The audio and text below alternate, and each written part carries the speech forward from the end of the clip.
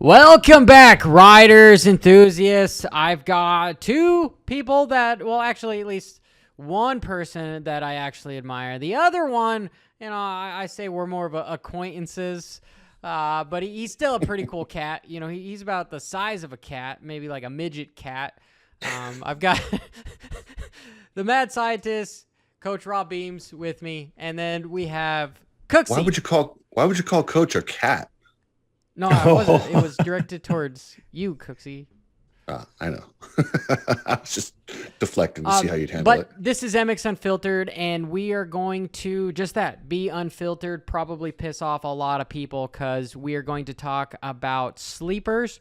We're going to talk about the best rider on the worst team, and then we're also going to talk about the worst rider on the best team. And disclaimer, when we say worst rider, these guys are at the top level. They are the exception, not the rule, okay? They are the guys that have the most pressure to bring home a championship or podium for their country. I believe, Cooksey, your face froze for just a second here. But we're only saying it because all eyes are on them, because if something goes wrong, they're probably going to blame the dude that's the slowest on the team.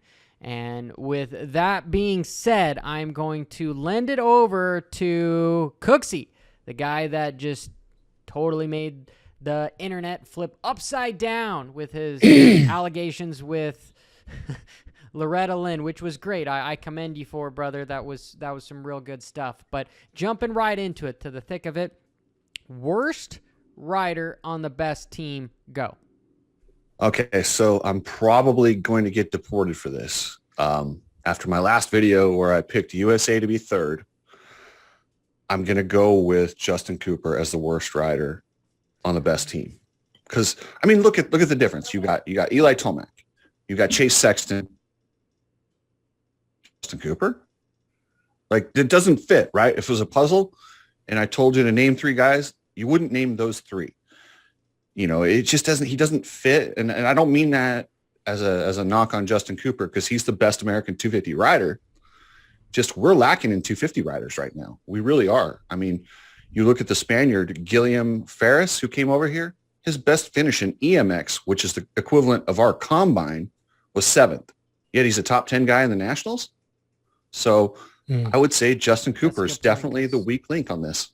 When you talk about some of our riders that came from the combines, they're struggling hardcore, because you look at Tomac, his first race on a 250, he wins. Trey Kennard, his first race on a 250, he wins. Then you have these guys like Himes and Deegan that are lucky to be inside the top 10. Like, that's a good thing for them. And I think that's a completely good analogy that you used, Cooksey, and I think that, unfortunately, we all agree with you as far as the entire United States, all 350 million people. If you divide that into people that are actually motocross enthusiasts, we're talking probably 2 million people. We agree that we thought that, hey, a 450 guy was going to come back onto a 250 like Anderson or Barsha, and we weren't really sure if Justin Cooper was up to it.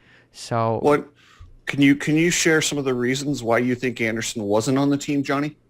I think it's got to go with backdoor deals with somebody telling them you can't race the motocross on nations because we pay you to do this, and so therefore you listen to us. Just if I'm going to, throw that out there, I think it has to do with Kawasaki not letting him, truthfully. And I do believe the relationship between Kawasaki and Pro Circuit Kawasaki completely separate. It's not like they really like each other. Would you agree? Did you hear that also, Johnny? I have heard that. And again, that's why it's great to have these unfiltered shows, because we get some information that other people don't, and we're able to kind of release that information because we don't have anybody paying our bills, and we don't worry about the PR that it causes. So free press, free moto press is what we're going for. On that note, hold on, I will accept if anyone wants to pay my bills, though. They're welcome to. I'll take it. Well, I hear Biden's giving away some extra money for school. There goes all the listeners we just had just left. You just went political. But it's also has to be taxed back on, it's taxable income at the end. But anyway, that's for maybe digress. my other channel. Yeah, you already have me digressing, and I'm impressed though because you haven't insulted me yet. So thank you for that, Cooksy. Hats off to you. Yeah. I used up all my good insults, and then he totally screwed the recording up. Ironic how you forget to record the one where I hammered you really well. Computer failure, did he not record right? it, Coach, or did he actually delete it? It was a selective hearing, selective. Awfully convenient there, Hopper. You just got to throw that in there. Yes, we are recording this again because I did fuck up and my computer totally took a shit. So Justin Cooper, please don't take a shit on America. All right. Blame your tools. Blame your tools, Hopper. I do blame my tools. Always the computer. That's why okay. Didn't you read a book about that? I think this one's better than last time. I think I'm really going to have to meet you for sure. And then kind of, you have your own channel now, so you don't need to kind of piggyback off mine. It's just, but I love you, brother. I love you, all 2 feet of you. Coach, so who is the worst rider on the best team? Cooksy, I love you, right? And I can run faster than you, so that's important too. But I did see you on a wakeboard earlier, and it didn't look too hard to beat you there either. Johnny, I'm 12 weeks. I was 11 weeks post knee replacement surgery. I know, but aren't you on that HGH and everything? I just got on the HGH. Okay. Steel City Men's Clinic. Thank you for the HGH. If you need to help somebody else out, 195 pounds right here. You're not 100. You're 195 holding 100 pounds of holding. Oh, that's interesting that it was perfect timing for him to phase out here. Hopefully he doesn't come back. Oh shit, he came back. Coach, who is the worst rider on the best team?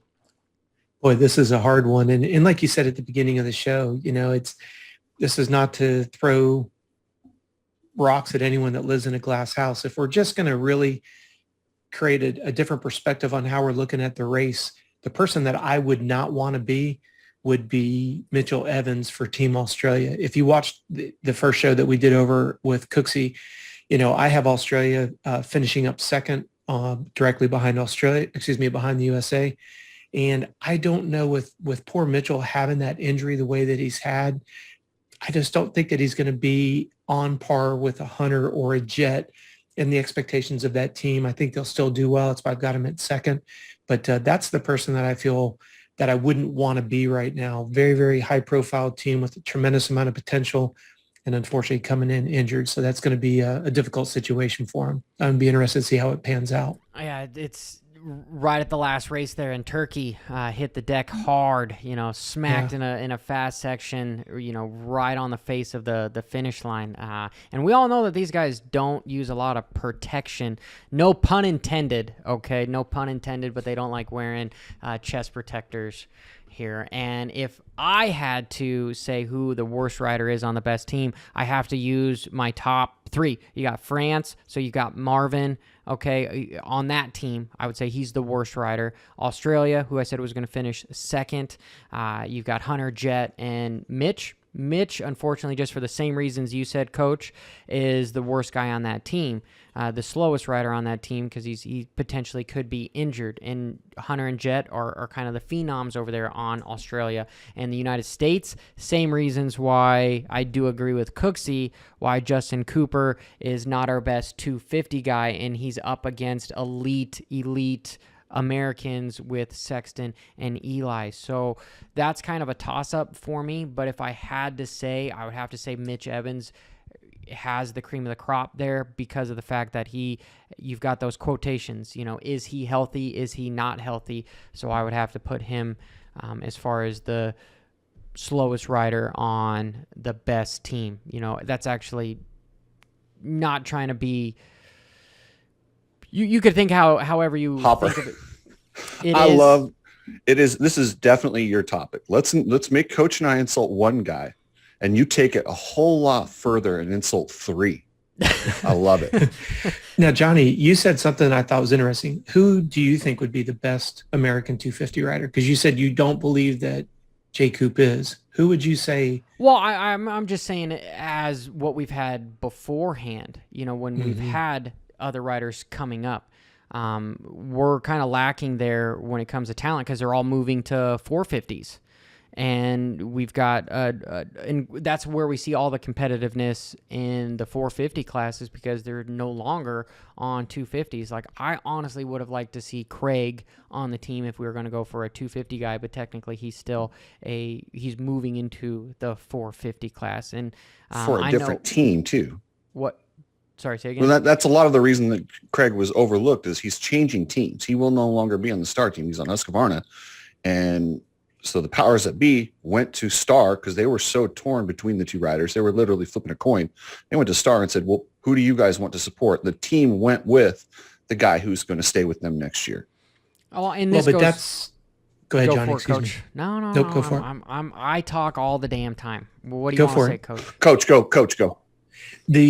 I just think it's important for the listeners to understand that, that nobody's getting paid to go to this race. And I think Johnny brings up a really, really good point. If we were to go off of who do we think would be the best 3 people, a lot of people were talking about Jason Anderson, and he's got the experience. Obviously, he said that he wouldn't mind going and riding the 250. But I think it's important for the listeners to understand that, this becomes a financial burden on the team. It becomes a financial burden on the athletes, with opportunity cost of time and all that goes into it. And that's what makes this, we'll talk a little bit more about it maybe on another show about how often and what should the cadence be for this race because of this exact reason. It's expensive. It's time consuming. It runs the risk of injuries. Because I think your comment, Johnny, was very, very on point. Are we really bringing the 3 best riders? I would say no. Yes, you go with the Chase and a Eli. It's pretty hard to argue with either one of them when they're 30, 35 seconds ahead of the third place guy. But who was the third place guy? Jason Anderson. Mm-hmm. And that's why I was asking what your thoughts were on the 250 class. Because if you take out Jet, you take out Shimoda, you take out Hunter, where does that leave you? You got Jay Coop somewhere in the mix there. You have RJ every once in a while. You have, Styles in there. The field is very thin, but you did bring up a good point, Coach, because I'm going to stop you right there because we are going to talk more in depth about the Motocross of Nations on Cooksy's channel. So, be sure to head over to his channel, like and subscribe, and tell him that I sent you. You're welcome, Cooksy. Thanks, Hopper. You're not all bad.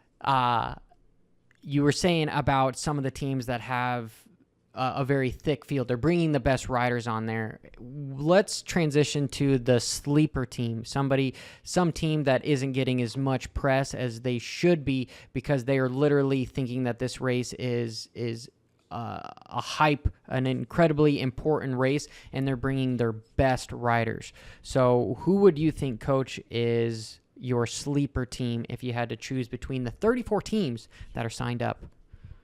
My sleeper team would have to start and be with Canada. You look at Tyler Medaglia, I don't think you could ever vote against him. I don't think of the 3 of us, nobody would be surprised to see him up there shaking in that 8 to 10 range. I think he can get up there. If he gets a good start, he's not afraid. He's got the experience. He's got what we refer to as athletic maturity on the human performance side of things. And then when you look at Dylan Wright and Ryder McNabb, those 2 guys, you look at Dylan went undefeated this year.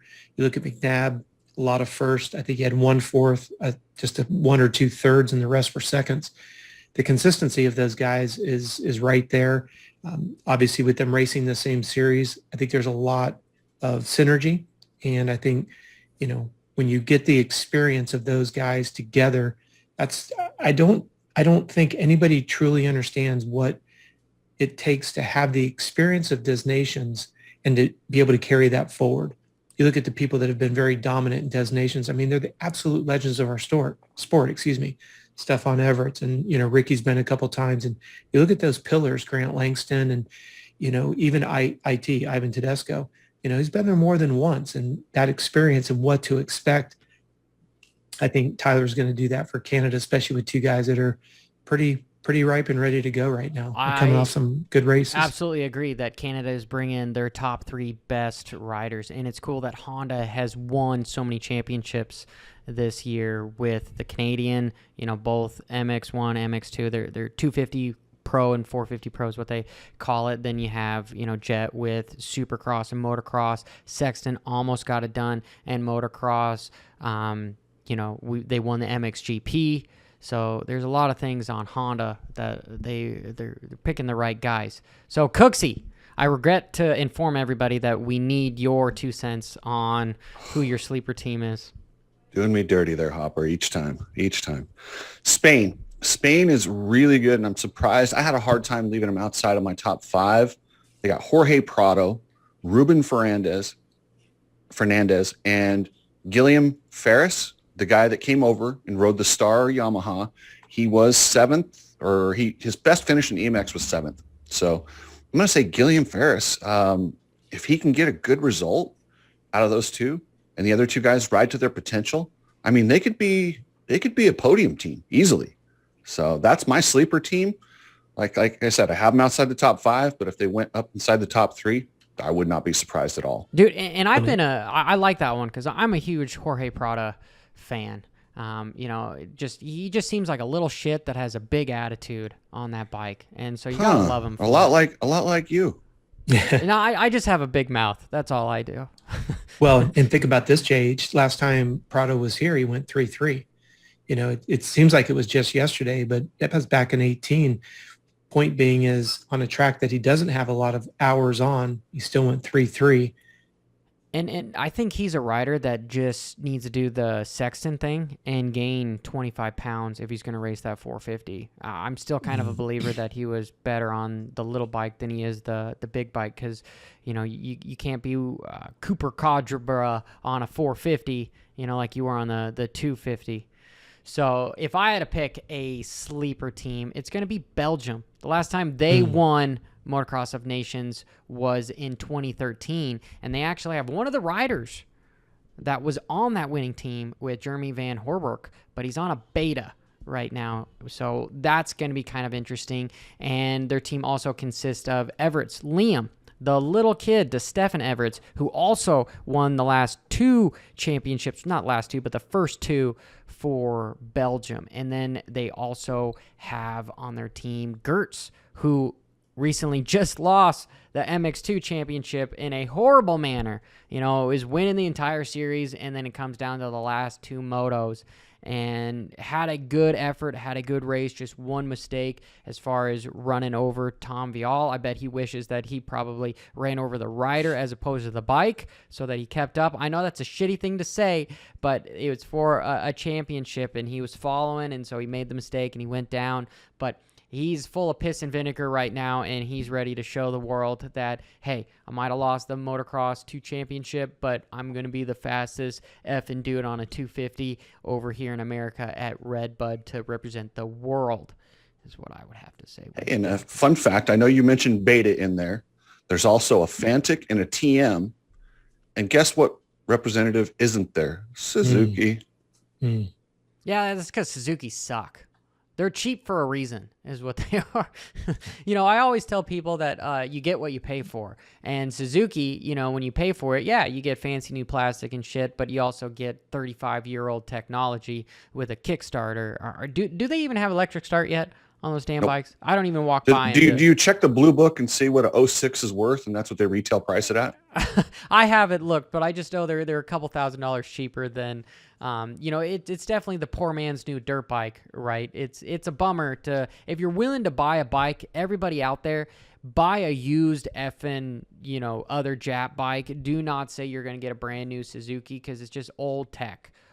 You're much better off buying, a 2020, 2019 Yamaha, that sort of thing. And, this is coming from a guy that is, I would say, somewhat decent when it comes to making, actually, screw that, worst financial decisions you can make is buying dirt bikes because they're like at the mall when you're throwing that quarter down that little circle thing, you just watch the shit. It's entertaining, but at the end of it, you just lose your money. But I am digressing. Let's do one more dirty thing, and let's say who the fastest rider is on the worst team. Cooksey, since I had Coach go twice, I'm going to have you go twice. Who is the fastest rider on the slowest team? I'm going to go with Switzerland. They're That's not neutral in this one. Jeremy Seawer. Jeremy Seawer is badass. This dude is right there. I believe he won some races this year. Finished second. And he's on a team. Yeah, and he's on a team with Valentin Gilead and Kevin Bruman. I'm sorry, I don't know either of those guys. I don't want to trash them, but I know they're definitely not even close to a Seawer. Jeremy Seawer's a bad dude. And I wouldn't be shocked if he won a moto overall. But his team still, they're not going to be there. Switzerland's just not there. That's a good pick. That's a good pick. He's definitely the highest profile athlete on Team Switzerland. Coach, who do you got? Well, it goes back to what we were talking about earlier. You know, these teams are going on budgets, and my pick is going to be Team Guam. It was a toss-up for me between Joshua Varize and Benny Bloss, and I'm going to have to go with give the nod to Benny Bloss. We all know what he's capable of. You know, we've seen him outdoors. We've seen him in Supercross. He's consistent. He's an extremely hard worker. Fun to be around. Great guy all the way around. But I think when you look at the resources of the team and what's available to him, you know, they're good guy, two good guys. You know, like what Chris was saying earlier. No disrespect to Sean Lepanovich. I just don't know anything about him. Not a name. I remember, Chris? You might know it better than I do. Lepanovich, was he on one of the earlier Honda teams? Or am I mispronouncing the last name? I don't remember seeing him around for a while. I don't know what he's done lately. Gotcha. So I would have to go for myself, JH. I'd have to go with Benny Bloss with Team Guam in this category. But I think you changed the rules on this category because I thought it was like the two guys. Like there's two good guys. Mm-hmm. Isn't it the guy that had the biggest gap from the other two? I was thinking just looking the best guy on the worst team. The worst team, right? And again, when we say the word worst team, we're talking more about accessible resources, bikes, budgets, parts, Exactly. You know, just where they're sleeping at night. we all know Guam produces motocrossers. Just they're long known for champions. So it's just interesting that we've got Benny Bloss racing for Guam, you know. I think it's some awesome. sarcasm on there. You know, you should be a politician, Cooksey. No. There's a long history of great riders from Guam. All right. So, were you being dead serious? Maybe I'm looking like a dick then. If you're being dead No, serious. I'm totally kidding. I don't. All right. I couldn't name See, one this is single why you rider should be a from politician because you had I me literally convinced. could I'm not like, name one single shit. rider from Guam. Has there ever been a Guam rider that you know of? I know. Because No. Benny Bloss but, is not from Guam. But again, I'm the dumbest guy in the room here, so I could have just said something that I shouldn't have said. You know, like that never happens. No. If I had to go with the best rider on the slowest team, I would have to say Japan. Okay, and I think the best rider on that team is Joe Shimoda. He had a very good showing at Redbud here recently. He goes down, comes back through the pack. Incredible ride. And I don't know much about the motocross over there in Japan. I know they make really good dirt bikes, but I don't know the level of skill as far as the riders go. They have a good rider with Joe, and so just on paper, I want to say that he is the fastest rider on potentially the biggest gap between the other two guys that are on his team. I would say already in his career, he is by far the best Japanese rider ever to come over, period. And then, I mean, we could even go like Antonio Caroli for Italy. They're the defending champions. He's going to have the number one. I don't know much about the other two riders that are on gas gases on his team. And then Great Britain, you know. Would it be Britain? Yeah, Tommy Searle. I believe he is the best rider on that team as well. He's better than Max Anstey? As far as on motocross go, I would say that it's I would have to say yes. Tommy Searle's never gone 1-1 at the Designations before. Tommy Searle's never gone 1-1 at a GP before. Has he? I have to Google this. I have to. No, he hasn't. I don't think so. But Max Anstey has. Maybe I'm going off of Max Anstein's just finishes here in the States. That's you know, fair. Where As he a just little hasn't- recency bias. Yeah, it's been a while since he went 1-1 at the designations. Well, okay, so if maybe this is a resource kind of thing too, because he's yet to be on like a really proficient motorcycle here in the States, you know, where Correct. the rules are different over in Europe, where they can kind of have work stuff. And that just, you know, if I'm going off of my biasism as far as just the whole compound effect, saying that Did you say biasism? I'm making up a word here. What are you, Mike Tyson? I'm making up the word. I'm saying I'm biased when it comes to just the sheer fact that we are not producing the world's best motocross athletes because the majority, 70% of the year, is spent doing supercross. So therefore, if you just statistically look at guys over in Europe, they clean our house, right? I'm hoping that's going to be different this year with Clean your Tomac. house? Or Clean- clean house? Clean our house. Our house is the United States. This clean is our not house. a English competition here, right? I should be co-host with Ricky Zip it. Carmichael You can clean here. my house, Johnny. How's that? I do not want to clean your house. I've been to your house. It looks dirty. Easy. Pump the brakes. All right, so enough personal digs here. Thanks, Cooksey. You're welcome. We're going to have another episode on Cooksey's channel. If we want to go over there, he's going to be the host. He's a much better host than I am. And we'll probably maybe do one more here. So we're going to have a 4-part series in this whole shenanigans when it comes to unfiltered racing. He's a little bit more filtered than I am. You know, he likes that oil. And we'll just leave it at that. So... brah. Bruh.